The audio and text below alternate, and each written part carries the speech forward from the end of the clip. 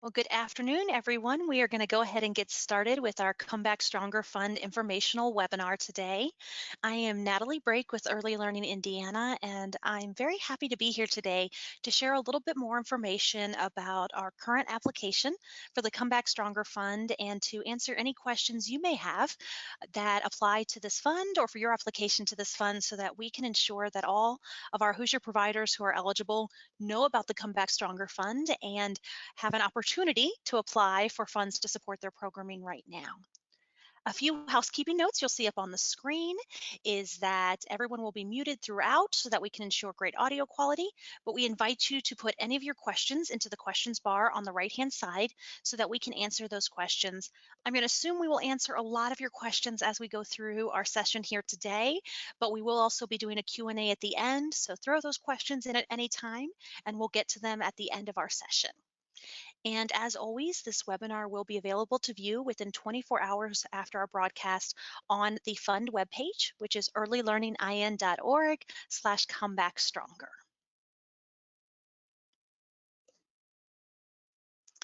So we are here today to talk about the application and offer some grant writing tips when it comes to our providers who are applying for a Come Back Stronger Fund grant.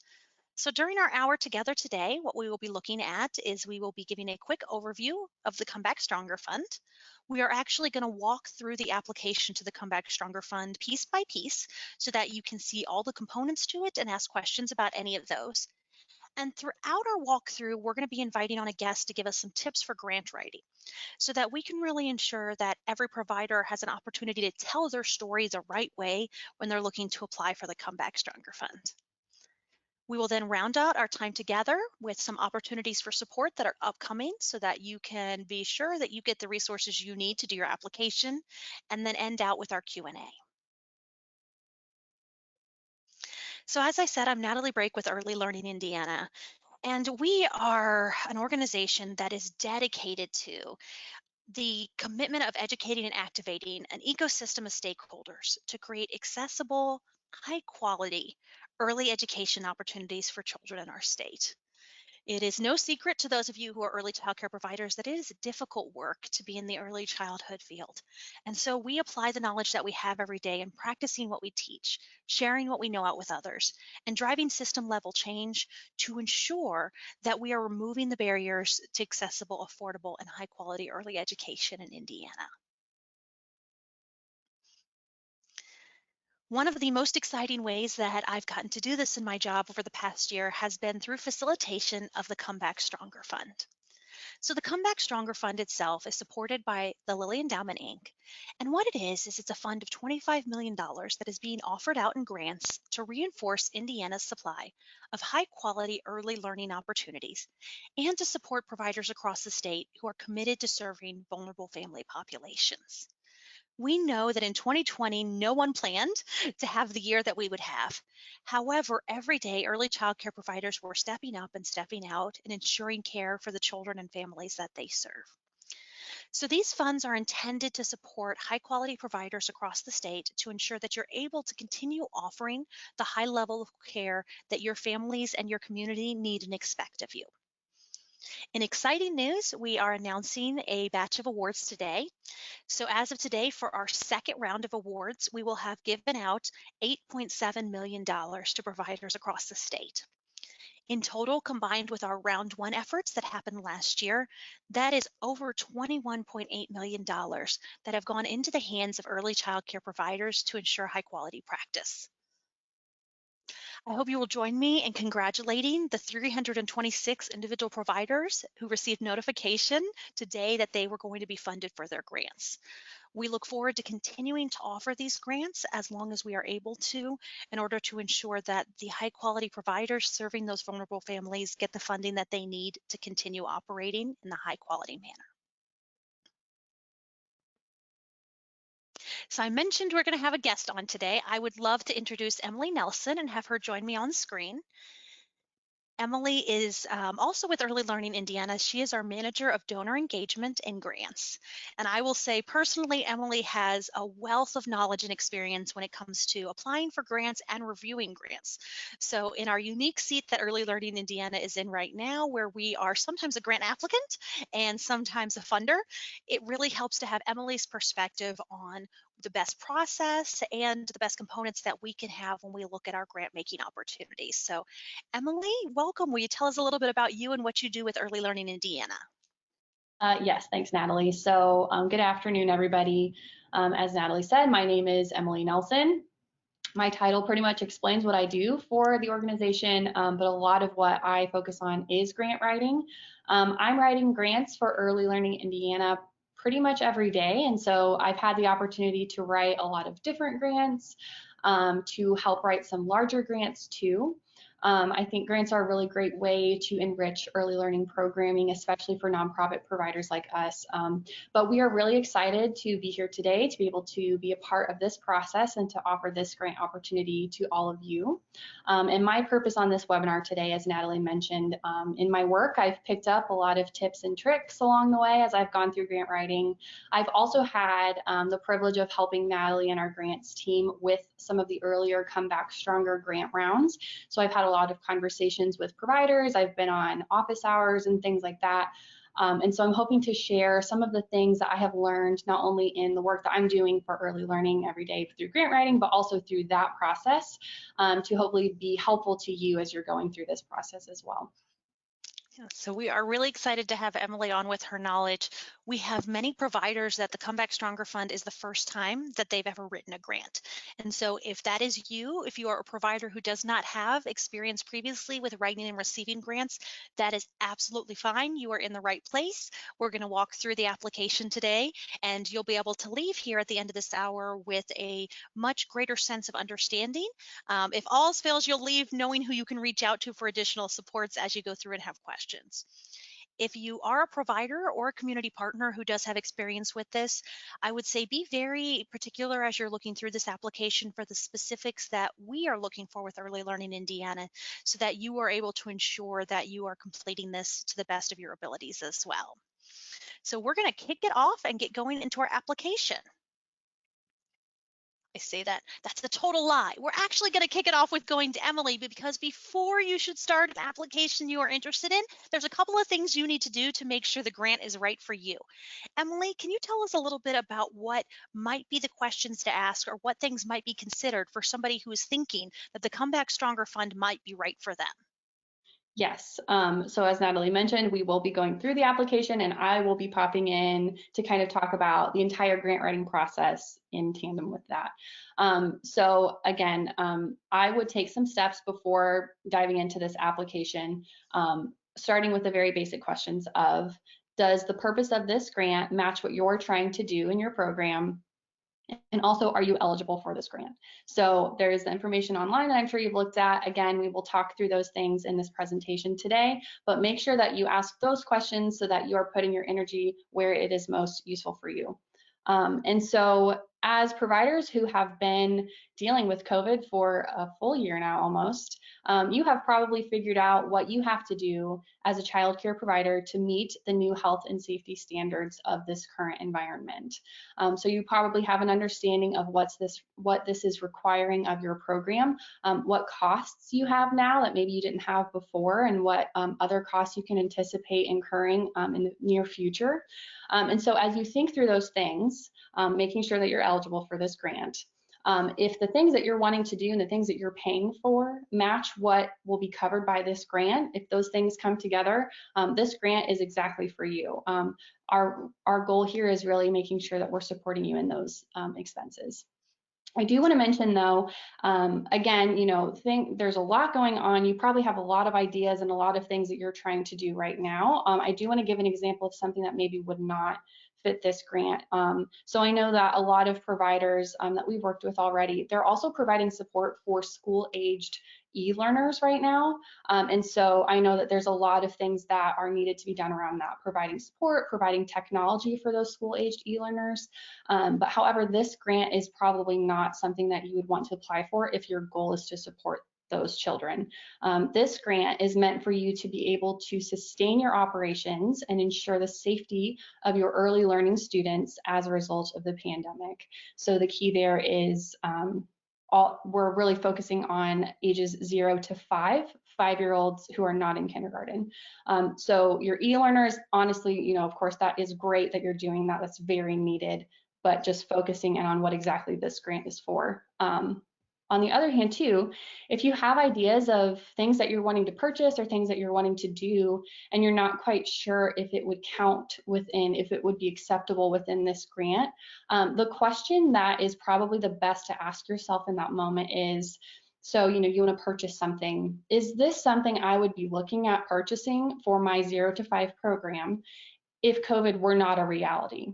So if you're able to ask yourself that question, that's really kind of the guideline for this. And of course, we have a lot of details around what is eligible in this grant. But, you know, for example, if you have a staff member who's coming in early now and they're taking temperatures and they're welcoming families at the door and bringing children into their classrooms because of COVID, because of safety precautions, things that you weren't doing in 2018, 2019, those are the things we're looking to support you in. So I don't know, Natalie, if you have anything else to add there, but I would really think through kind of what you're looking to get funded and kind of your overall plan before you even start writing questions. I think the biggest thing there is that we want to assure that all of our providers are using their energy and time in the best areas possible. So if you are not eligible for this fund and you look at the eligibility criteria, then do not put your effort and time into applying for it. If you're not sure, you can always reach out to us. There's an email address at the bottom of the screen there, stronger@earlylearningindiana.org. Double check and make sure so that way you're spending your time and efforts on applications for grants that make sense and match you. I send Emily ideas all the time when I see things out and people are sharing about grant opportunities or funding opportunities or projects in the community. And sometimes they're a great match for Early Learning Indiana, and sometimes they're not. So taking that moment to decide if it's a good match for you or not, to ask for clarification and to really see that, yes, what I need to do and what these funds are doing, there's some alignment and I'm eligible. Let's go, let's apply. So when you have that moment when you're ready to apply, Emily, can you talk us through how you approach starting an application for a grant? Yes. So the main thing that I would suggest here is looking through the entire grant again before diving into it so you know what you're getting into essentially. And so within that, something that I always do, and this is my suggestion here, I always take all of the questions from the grant application and I copy them over into a Word document or a Google Doc, whatever you use, making sure to note any word limits on any of those questions too, and putting those in my other document. And I draft my answers there.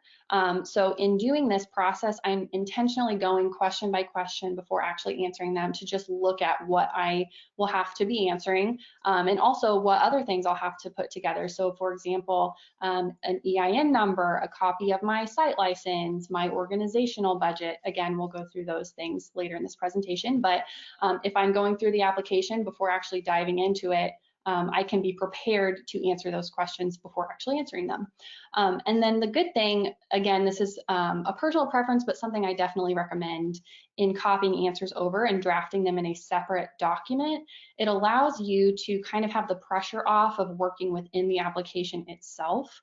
So I'm sure as providers, you probably have a lot of things during your day that just come up and you just have to drop what you're doing and go deal with something else and come back to it. So if you have your answers in a Google Doc and you're drafting them there, that allows you more flexibility to do that, to be able to just come back to it later when you have more time.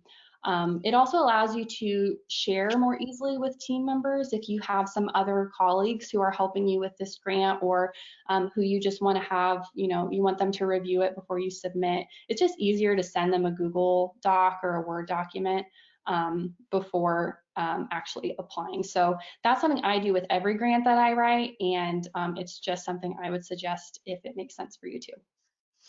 One of the great things about our grant platform is it does have all of that information in there, but one of the hard things about our grant platform is it is an online platform. So I may have been on there before working on something and then my internet connection goes out.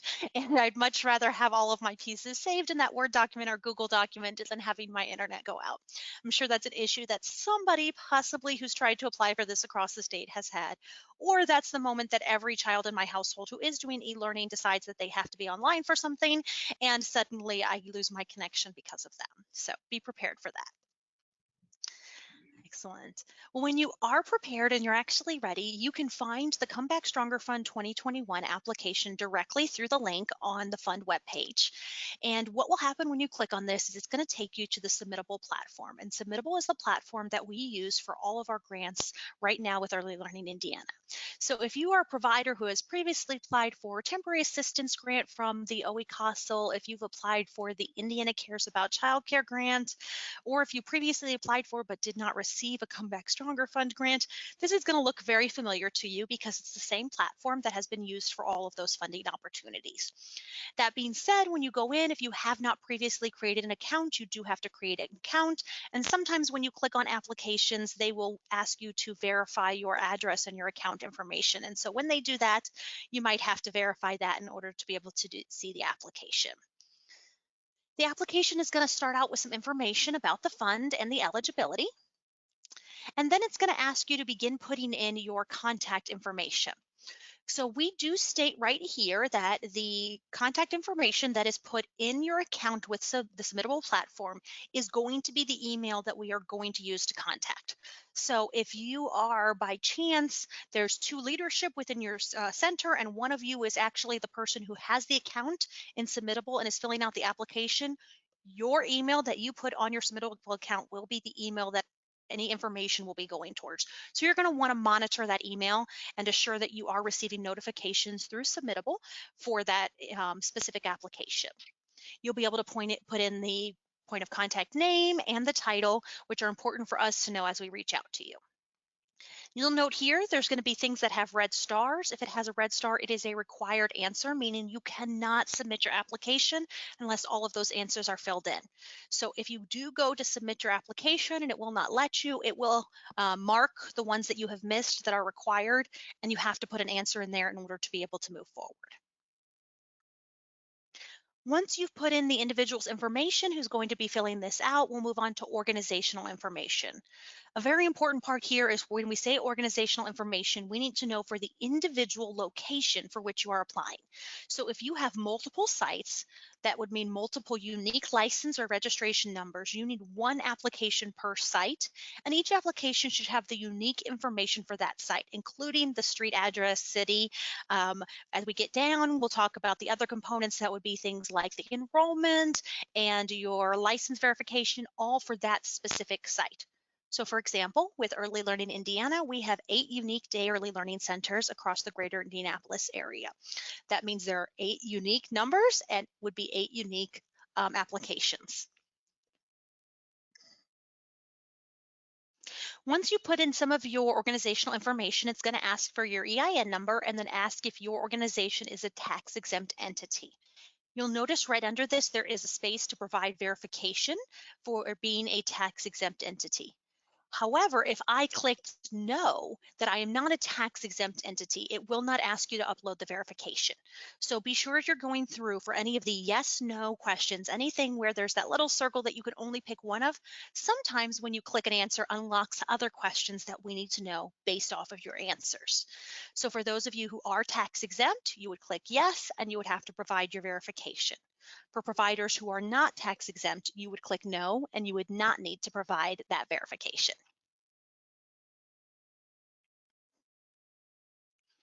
After asking for your tax exempt status, it's going to go into the organizational budget.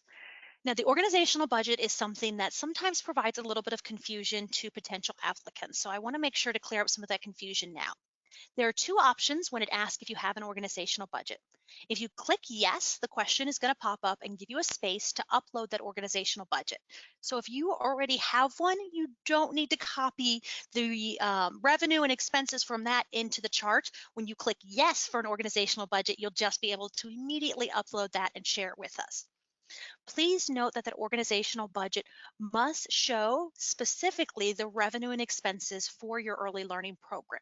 So if you are a program, you're an organization that maybe does several different branches of work. So for example, if you have an early learning program, but you also have a swimming program, or you have an older adults program, we need to be sure to note on the organizational budget where the revenue and the expenses are coming from the preschool program or your early learning program.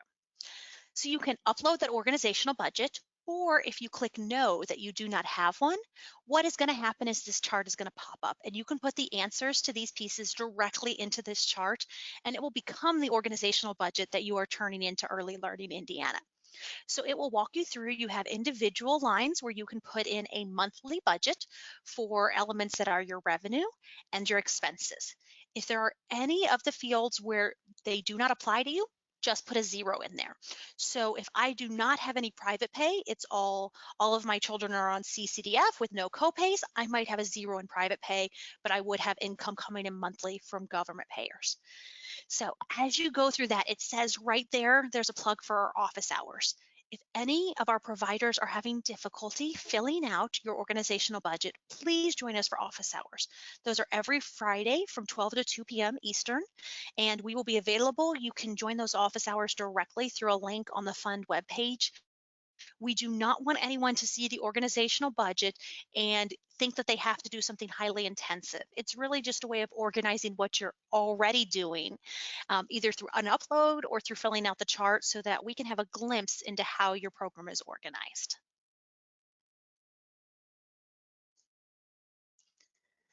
So after we get through all of those pieces that are more of the demographics about your organization and your site, we're going to get into the site narrative. This is an opportunity for you to begin telling us about your program. So we're going to ask two big questions here. What is your organizational mission? And we're going to ask you to describe your early learning program. And the directions there above, you'll see this is the header for the site narrative, tell you a little bit about what we're looking for. And this is one of those examples that Emily was talking about that does have the word limits. So Emily, are you able to join us and explain a little bit about tips that you could give them if they're trying to answer those two questions about what is their organizational mission and describing your early learning program? Yes, so as Natalie mentioned, that's the site narrative. There are basically two main narrative sections in this application. So the first one is about your site, your program. We're really just trying to get a sense of who you are and who you serve and how you do that in this section. And as Natalie mentioned too, there's kind of a little description under that site narrative header. And so that is going to be really helpful to help you focus your answers in answering these questions. So as Natalie said, one of the questions is describe your early learning program.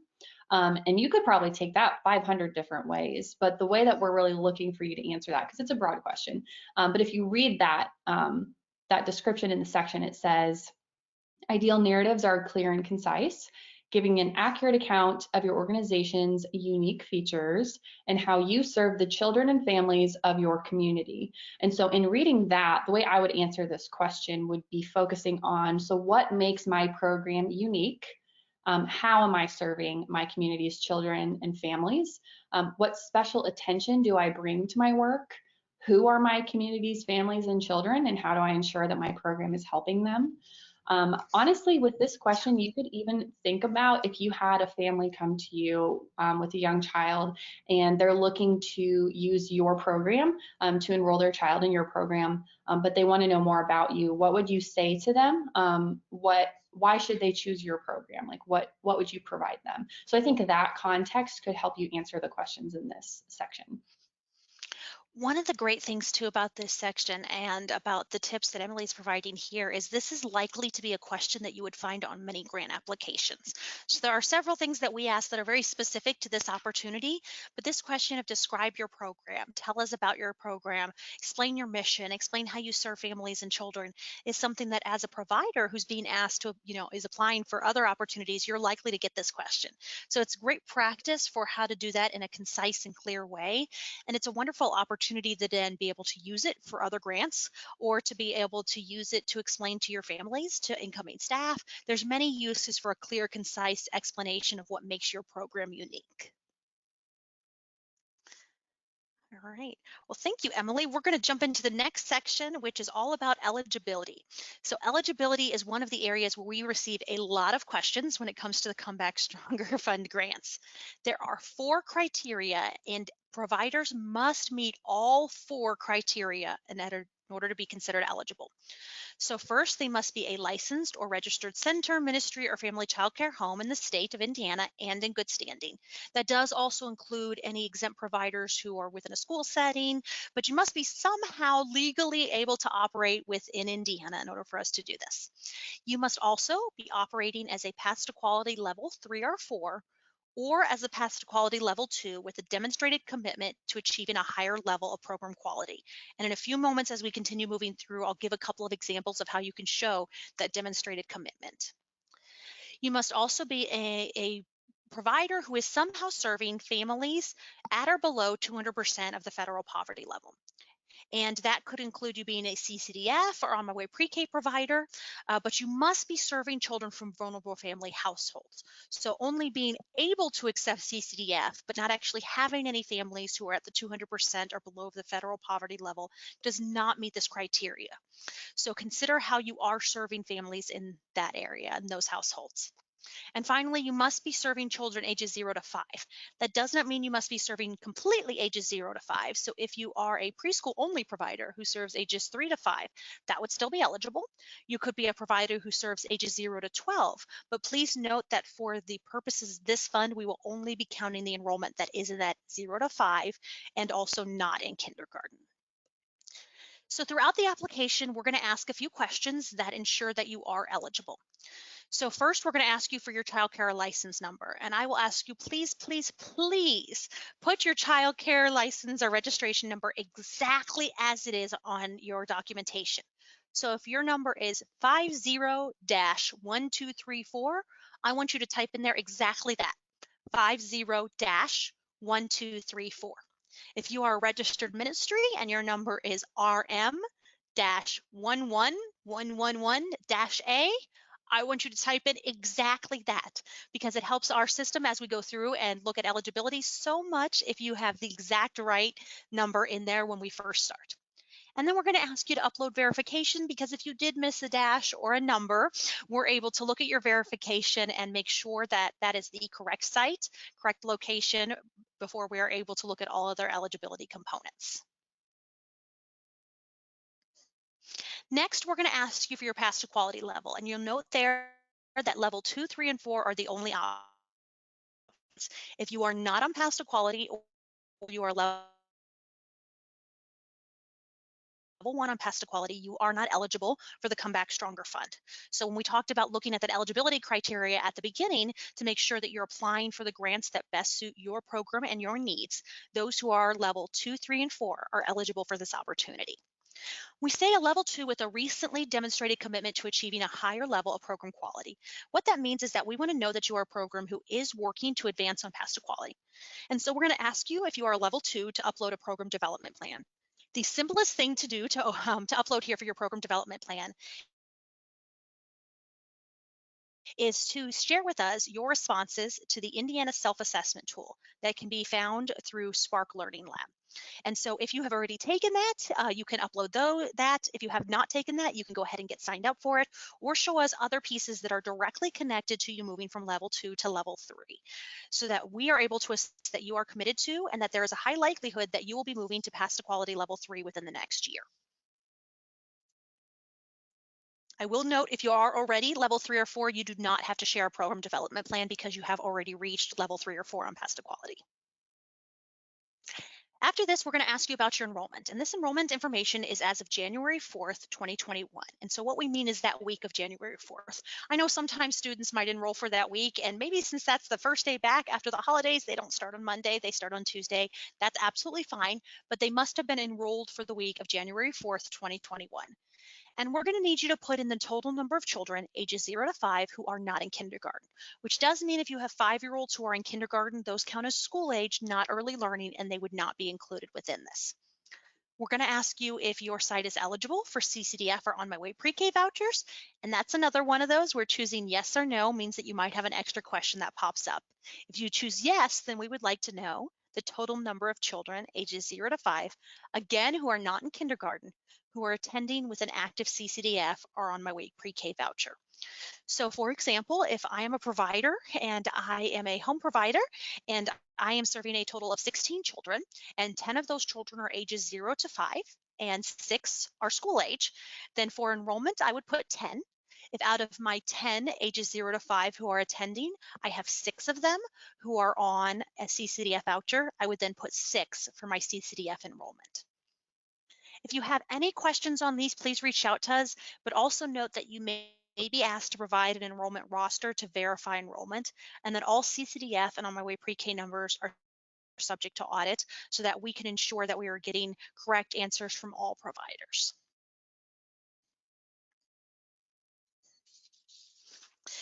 So after this, we're going to go to another key eligibility question. And we mentioned a little bit earlier that we would be asking about how you are supporting families coming from households at or below 200% of the federal poverty level. This is a crucial component. It is one of the 4 key eligibility criteria for the Come Back Stronger Fund because we are looking to support high quality providers who are supporting vulnerable families during this time. So the ways that you can show how you are supporting families at or below 200% of the federal poverty level could include explaining how many children are on CCDF funds, how many children are using on my way pre-K funds. It could also be sharing with us that you have a tiered tuition system or a scholarship program that's based on income. And with that, I would say you need to give very specific examples.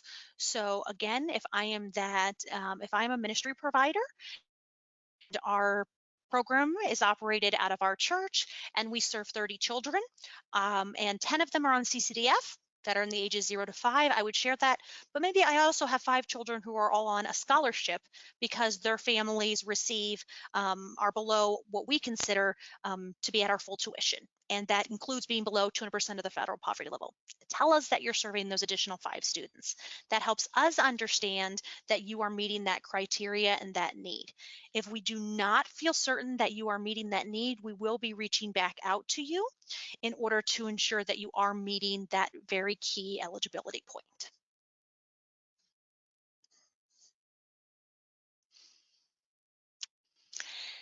So after all of this, when you've looked at your eligibility, now we're going to come to the next section of narrative. And this is your grant narrative. This is the exciting part for us because this is where you actually get to tell us what you need these funds to do. So these funds are intended to help providers across the state set expenses to safely operate and deliver quality or offset the new early learning experiences. As Emily pointed out, these funds are to help with things that a year and a half ago, we wouldn't have known were needed within the early care and learning field. So granted funds should support the accessibility of childcare to our low-income families in Indiana. Knowing that you must justify that you're serving those families at or below 200% of the federal poverty level, or letting us know that you're operating in areas with low capacity and shortages of level 2, 3, and 4 providers. When you consider what you may be asking for and what you may put in the grant narrative, please be aware of how much you qualify for within your program. We have had providers who have written in with amazing things that they need to do, want to do, that exactly match the allowable expenses of the fund. However, what they're talking about doing is a $40,000 project and they're eligible to receive $9,000. So knowing what you are eligible for helps you keep in mind of the types of things that you could ask for from the Come Back Stronger Fund. So in this round, our second round of funding, providers who have less than 20 children enrolled.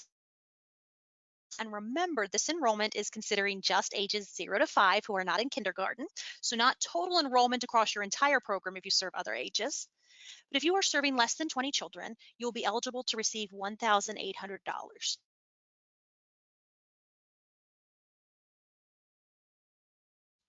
If 25% or more of your children are served via CCDF or on my way pre-K vouchers, you would then be eligible to unlock an additional dollars. Additional tiers, if you serve between 20 to 50 children, you would be eligible to receive $9,000 with a possible additional $4,500 if you serve above 25% in that eligible category. Then 51 to 100 children, you'd be eligible to receive $18,000, unlocking an additional $6,750. And finally, if you serve more than 100 children, you'd be eligible to receive $27,000 with an additional $9,000 if you serve 25% or more of CCDF or on my way pre-K. So take a look. If you have any questions about that, you can join us for office hours or email us, and we can ensure that you know what you're likely eligible for based off of your enrollment. So knowing that amount, then we want you to consider, what do you actually need the funding to do? So Come Back Stronger Fund grants, as we said, are intended to help offset those new expenses incurred by providers to safely operate during the pandemic and continue delivering high quality early learning experiences. There are 6 areas in which you can ask for funding, and they're listed here, but I'm actually going to go on to the next slide because we get in more details for each of these 6 areas of funding here. So the first one is equipment, supplies, and materials. The purpose of this category is to replenish previously existing supplies or to offset new supply needs that are required to adhere to social distancing guidelines and safely serve children and families. So you can see on the picture on the right, there's many things in this picture that would qualify under equipment, supplies, and materials. The mask that they're wearing, the rugs in the background, the additional tables or chairs, any of the individual learning supplies, all of those are covered within this category. We have had providers specifically ask to say we may have received funding last year for some of these items, but because of the consistent cleaning or because of the consistent use, we have some of our everyday equipment and materials that have degraded. Are we able to replace those? And the answer is yes. So anything that you would buy individually for a student or teacher use that's related to that would be allowable under here. I'm also going to make a plug right now, and I'll make a plug again later. We do have an allowable expenses document on the fund webpage, which gives details for each of these categories and ideas for what you could use. I'll also put a plug out to say, if it is not on the allowable expenses document, it is not allowable. And therefore, you need to check with us before you do anything that is not on the allowable expenses to ensure that it is within the fund guidelines. The second area for which you can use funds is physical environments. And the purpose here is to make short-term investments to support support environmental improvements to enable social distancing or accommodations to allow providers to safely care for children amid regulatory capacity limits. This is one of my favorite pictures in our centers right now because it has the clear dividers across the table, which is a great way to ensure that you are social distancing between the children, but also still able to engage, still able to supervise. So we know that many providers out there have made incredibly creative ways to approach the safety and the engagement right now. Consider if there's things that are still needed within your programs that are necessary modifications, and be sure that what you are doing is directly related to COVID circumstances. The next area is all around staffing. So the purpose here is to pay substitute teachers or transitional staff costs related to accommodating limited group sizes and supporting COVID-related recruitment and retention expenses. We get a lot of questions around staffing. So I want you to think of it in these terms. If we did not have COVID right now, what staffing would you need to do? That is your general staffing that would be in your general budget that would be planned for and that you should be covering through your general revenue coming in. If we do have COVID, though, we have somebody who's doing exactly what they're doing in that picture, meeting a parent at the door, handing off a child, taking temperatures. We may have a room where we used to have only 2 staff members, but we've had to break that room apart to do smaller groups, and now I have 4 staff members. So any of those changes are something that is allowable in staffing. You will note it cannot cover for staff that are quarantining or completely out of the classroom. It can also not cover staffing pay increases or bonuses. Those are not things that are allowable through the staffing category. For professional services, our purpose here is to allow you to use the skills that others may have to invest in planning efforts that you may need around family communication, mental health supports, or other related professional services. So if there is something that you have a need of related to COVID that it would be better served to contract with somebody outside your organization to do, you could bring in those professional services. We do have a webinar that's available on the fund webpage specifically about mental health services because those are of such great concern for our staff and our children and families right now.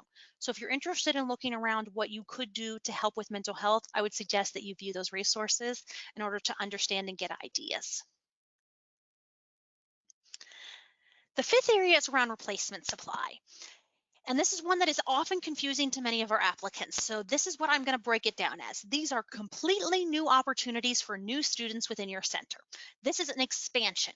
This could mean I'm expanding my operating hours. So we used to close at 5. Now we're going to stay open till 7 because the families have a need for it. Or it's opening up completely new seats in new classrooms at your current or new location. This is not taking my class of 20 and breaking them into two classrooms of 10 and 10, because I could have 20 kids and I still have 20 kids when I break apart that classroom.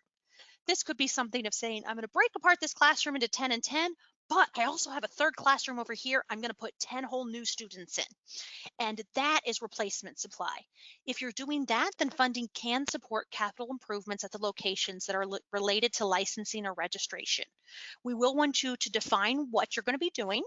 And if you do say you are doing replacement supply, it's going to ask you how many new seats you are creating by age level.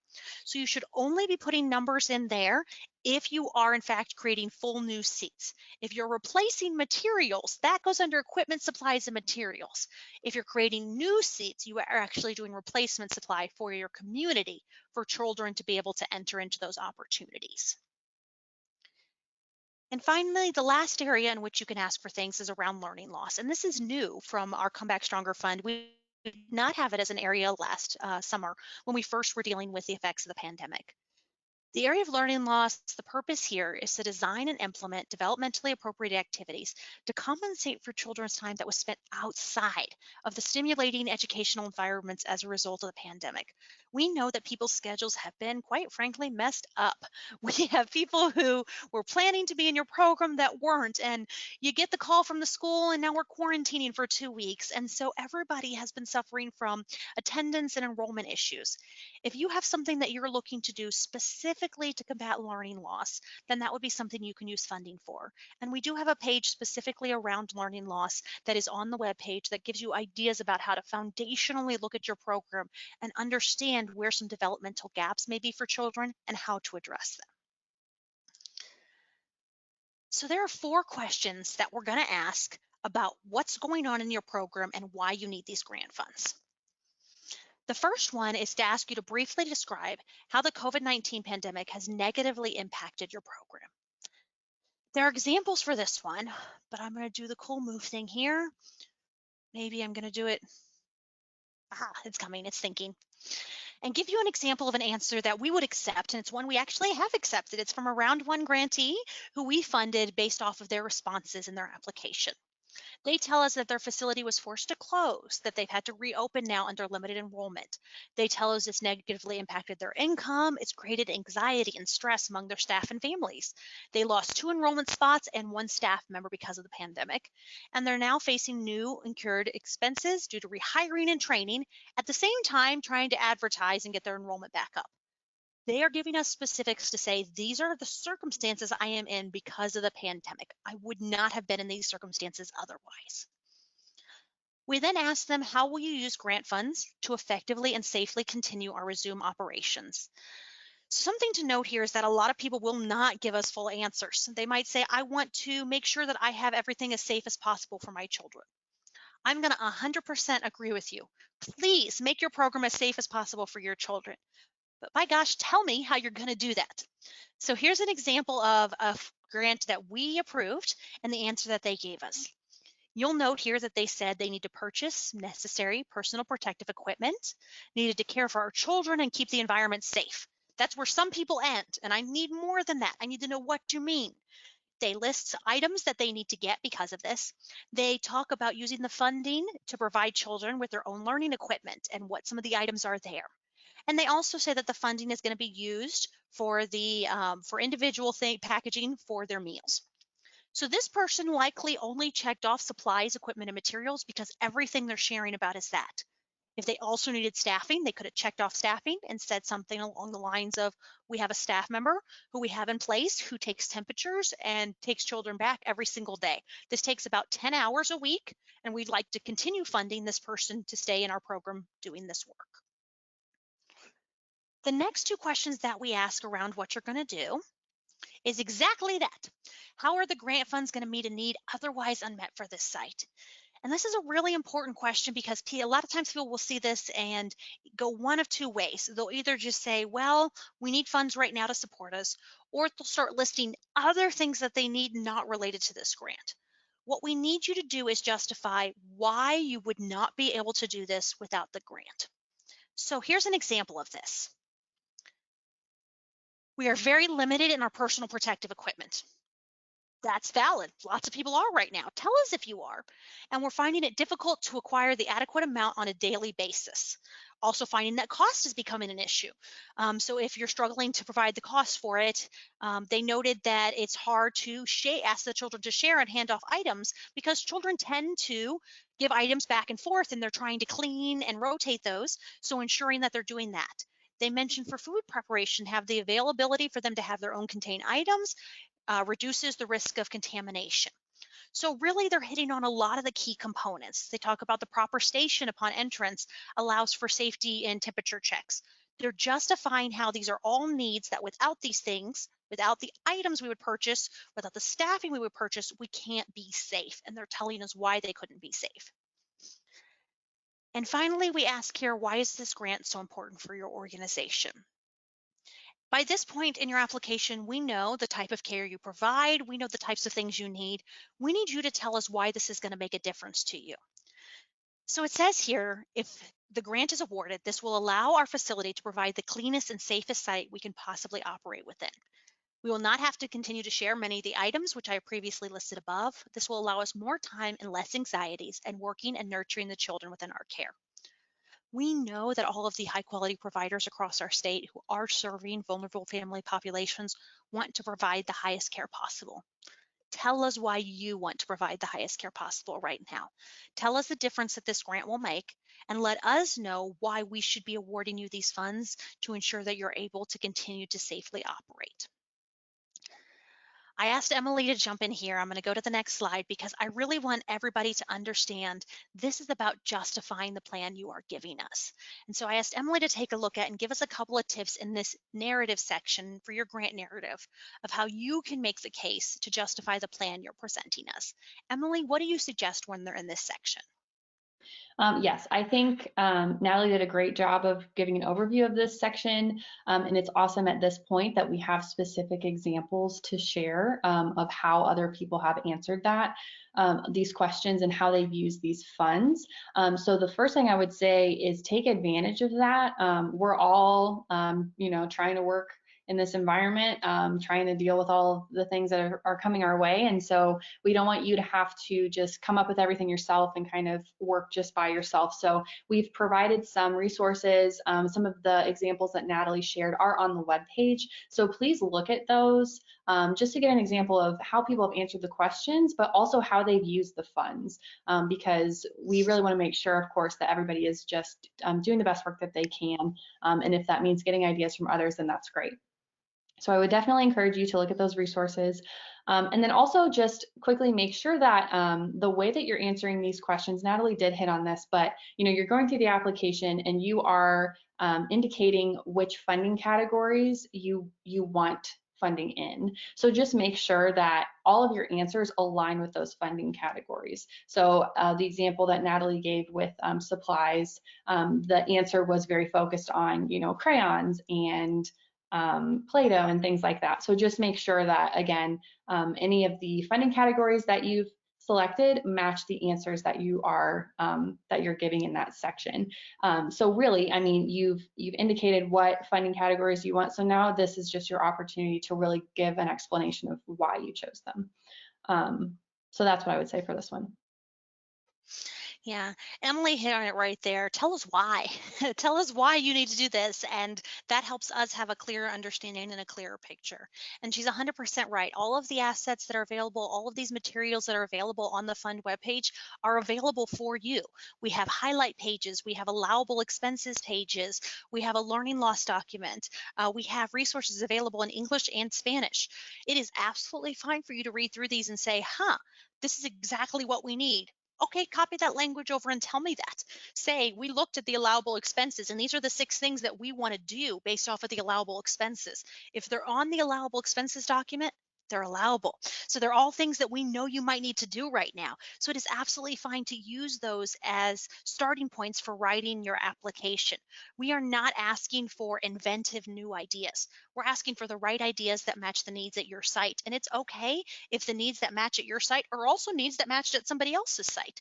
When we look at the learning loss document and it explains about looking at training your staff to do child assessments, because that way you can see where the gaps are and help them adjust to it. That's something that's happening in our day early learning centers right now. It's not a new idea. We shared it with everybody, and there's others who are doing it as well. But if it's the right idea and it's allowable for your site, that's the idea we want you to share. Once you have all of your answers in, the last thing it's going to ask you for is your signature. And this signature should be whoever is allowed to sign for your organization and who's going to be approving the funding should you be awarded. Then at the bottom here, there's this great little buttons that'll be there the whole time. I want to point out both of them because the Save Draft button is wonderful. I say once you get everything in, you can submit, but you can also save at any point in time. So you can work on your responses on the Google Doc or the Word document and then copy them in, but even copying them in, or if you just want to put in my quick answers for my enrollment and then I'm going to save and come back to it. Make sure you are saving frequently because it is an online platform and I'd hate for you to miss part of your work. When you feel like you're completely ready to hit that submit button, I'm actually going to tell you to stop, and Emily's going to tell you what you should do before you click that button. Yes, so you have everything together. We've gone through this whole process from planning to actually writing everything and putting everything together.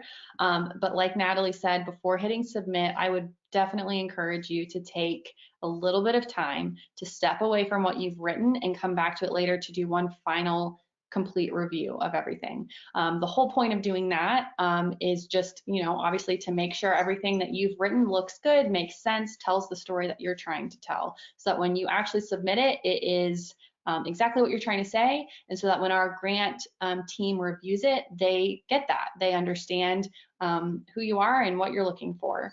We really just want clarity on this. And so I always, and I would suggest this as well. So when I'm writing a grant, if I am able to do it, I will step away for just a bit and come back to it. It will always give you a fresher perspective. For me, if I'm in a grant, I'm writing my answers and everything, I get so in the zone that I'm like, well, I know what I'm saying. But if I come back to it later, I'm like, oh, I knew what I was saying, but that didn't come out maybe as well as I wanted it to. So I would always encourage that in the same lines. If you have like a coworker or somebody else who is knowledgeable about your program, and you want them to read it as well, they can provide edits, making sure that things sound clear, and suggestions and things like that. It also gives you time to just spell check everything. I would also suggest too, if you're going through and doing that final review, if you read it out loud to yourself, that's also a way of kind of forcing yourself to actually stop and read through what you've written. Again, if everything's in your own words, if you're reading it through again in your head, it's easy to kind of, again, I've done this, it's easy to kind of do it and skim maybe what you've written because you know what it says, right? But if you're reading it out loud to yourself, you might be able to find some issues with clarity if there are any, because you're actually reading it out loud. And then I would also say, again, if you did do the separate document and you've drafted your answers there, again, just double check that you've stayed within the word limits for those narrative questions, because, and once again, this is totally something that I've done, but I will have written my narrative answers, I'll paste it into the application, and at this point, like, I'm ready to be done, and then I see that I've gone over the word limit, and so I'm in the application having to cut down on my answers. So just keep those word limits in mind as you're going through. I would also say, because this question did come up in previous responses or in previous grant rounds, the word limit is just a limit. You don't have to hit at exact, so if it's 500 words, you don't have to hit at exactly 500 words. If you write 400 words, that, that has no bearing on your eligibility for this grant or anything. We really just want to get a full picture within the word limit. So just, making that clear as well. Yes, that is important because we have had that question come up if I couldn't get exactly to 500. I will say though, if you see the difference between a 100-word limit and a 500-word limit, you can kind of see this one may just be a few sentences. This one, they want a full paragraph or two explaining what we're doing, because we really have to understand what your needs are. We've had happen many times with our Come Back Stronger Fund grantees. We'll reach out to somebody to ask for clarification, and they tell us all of this information that I'm like, oh, I wish that was in your application. That's what we need to know. You've just listed off 4 things that are affecting you because of COVID. That's what you put in that answer about how has COVID affected you. Because sometimes we're just so steeped in it, we're doing it day to day. When we go to sit down to write it, we can't get all the pieces out. So I think asking that coworker to read through it and reading it out loud just ensures that you're sending us exactly what you want us to know about you. Well, before we wrap up into the Q&A here, I do want to point out some additional opportunities for support. We've already mentioned that we have office hours. You can join the grant team every Friday from 12 to 2 p.m. Eastern directly by clicking on the link to join office hours on the fund webpage.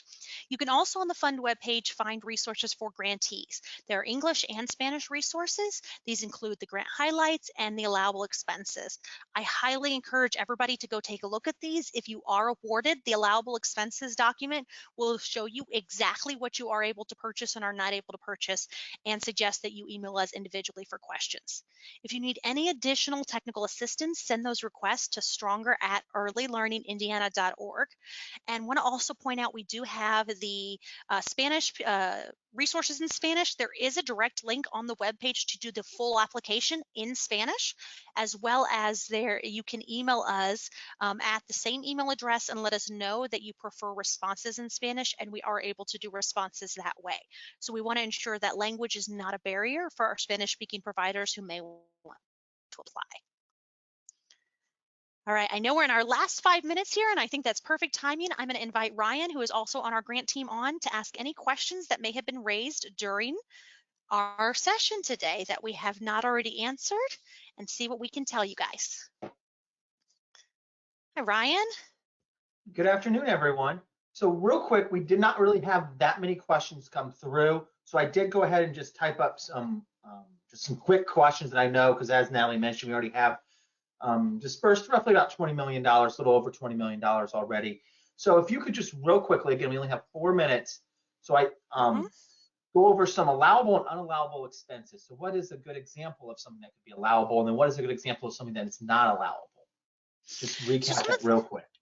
Yeah, so some of the allowable expenses, some of the easiest ones are going to be staffing time for staffing changes related to the pandemic, having people staff at the door to do temperatures, to take people back, additional cleaning hours that were not originally scheduled without COVID, any sort of enrollment support right now or recruitment would also be hours that would be eligible.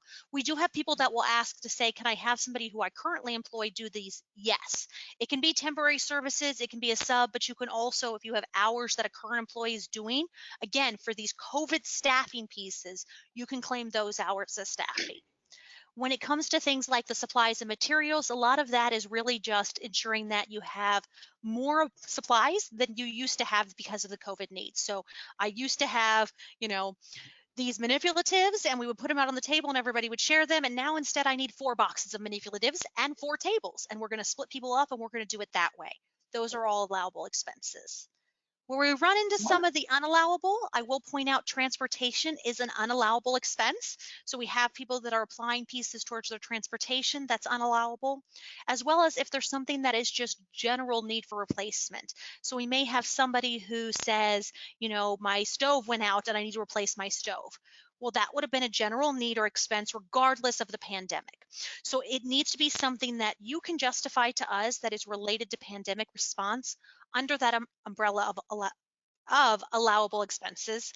And if you have any individual questions either before or after you're awarded, ask us. We'd much rather somebody reach out and say, hey, this is what's going on. Is that allowable? Is it not?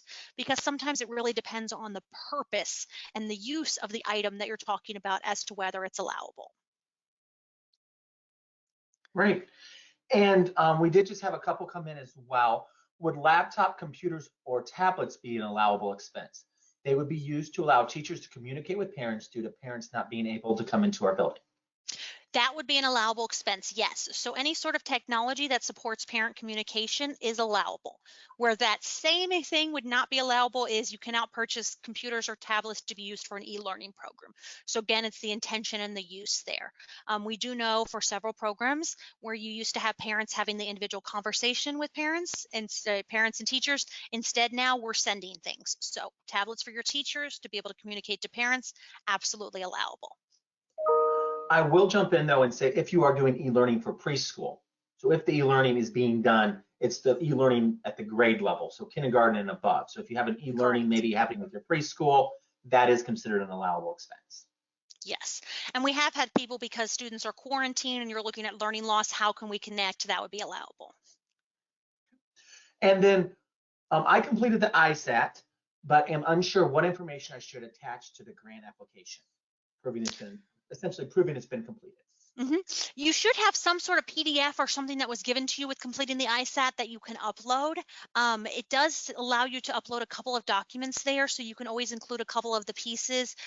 If all else fails, go ahead and save an email that you received for it, or you can take a Word document and note out some of the components of what you found out by doing that and share that with us as well. Okay.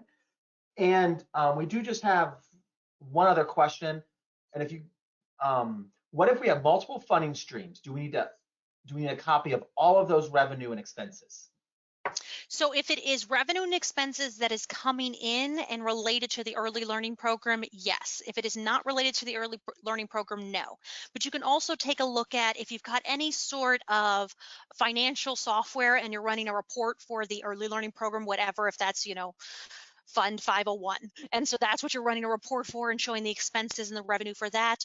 Or if you have many things that are complicated, you could also click on no for the organizational budget and look at that chart and see those are the types of things that we're wanting. So if you operate multiple things, like I said, if you're a church and you have multiple services you offer, including the early learning, we don't need to know about the general revenue coming in, but we have to be able to see what's coming in and out of the early learning program. I do know we are a minute over, so I do just quickly want to have you go over office hours again, and how can we find the link to join office hours and the time they happen and all of that good stuff. Yes, so we will be available for office hours every Friday from 12 to 2, which means we will be here from 12 to 2 tomorrow. That is Eastern time, and you can find the link directly on the fund webpage. So you go to earlylearningin.org/comebackstronger, and you will see towards the top of the page where it says click here to join office hours. You can click directly there. It's a Zoom room, and you're able to join us, ask questions, and get pieces answered. So any questions we were unable to get to today, please email us stronger@earlylearningindiana.org, or join us for office hours any Friday from 12 to 2. We do have several $1 million remaining in the Come Back Stronger Fund to give out in grants, and we're really looking forward to engaging providers across the state who are applying right now and getting some of those funds out the door to you to ensure you're able to do the services that you need to do for your families and your children. And I do want to mention real quick that we do encourage everyone to join office hours other than giving us a call or trying to have us reach out to you, because then we get into a big phone tag. You call us at a convenient time for you. We by accident missed that call. We call you back. You're trying to put everyone down for nap time. So that's why we highly encourage office hours. If you have a really sensitive question and you don't want to share it into a larger group, that's completely fine, because we have the ability to separate you into breakout rooms. And there are multiple Early Learning Indiana staff members on that call that you can break out into a breakout room and ask your question individually and privately at that time as well. So we do encourage email or office hours is the best way to communicate with us. Yes, and if you join us tomorrow, you will see some very familiar faces, because you'll see myself, Natalie, you'll see Ryan, you'll see Emily, and we will be there to answer any of your questions to ensure that if you are an eligible provider, you feel confident and ready to submit your application. The Come Back Stronger Fund is supporting all of our high quality early learning programs across the state to make sure that all of our families have access to the care that they need right now and in the future. So if you are eligible, if you're a partner and you know people who are eligible, let them know. Get your applications started, get your questions answered, and get your application in so that you could potentially be funded to help support your programming. With that, Ryan and Emily, we'll see you guys tomorrow. Everybody have a great day, and we look forward to talking with you about your applications.